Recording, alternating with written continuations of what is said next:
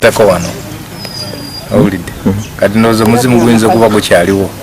kati guvangawo oguvudekera embeera eyo naye ngaembeera ndoze badde y'abakazi awulidde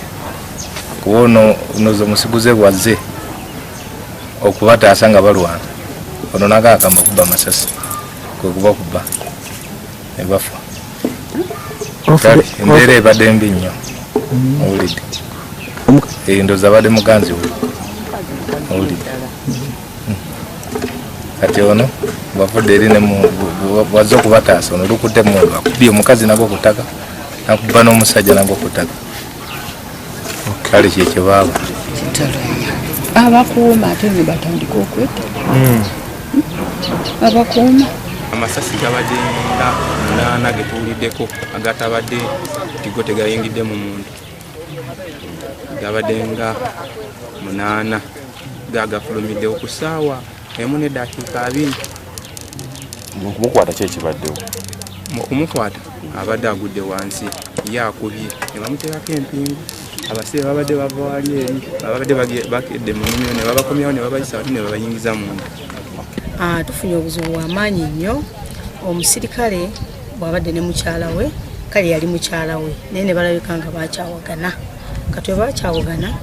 n'ajja bwazze looza n'abanga amubuuzaako nga bw'omanyi kati oli alina engeri gyamuzeemu etali nnungi nga omanyi ebyabasajja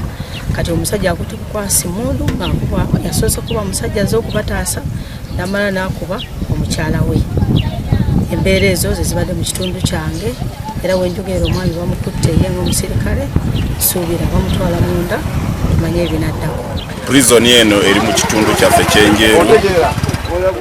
Mbadde ndi kuva ngenda ku mulimu abaana ne baŋŋamba prison e Bugungo waliwo omwami omusirikale akubye mukazi w'amasasi ate n'akuba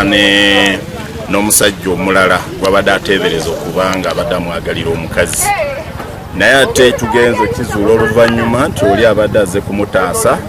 okubanga agira ki aleme kulwanagana n'omukazi we oli gwase tabadde si yabadde amwagaliza omukazi. So embeera eyo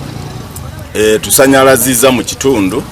ate twagala okusaba aba prison oba aba security bonna tibongera okubriefinga abakozi baabwe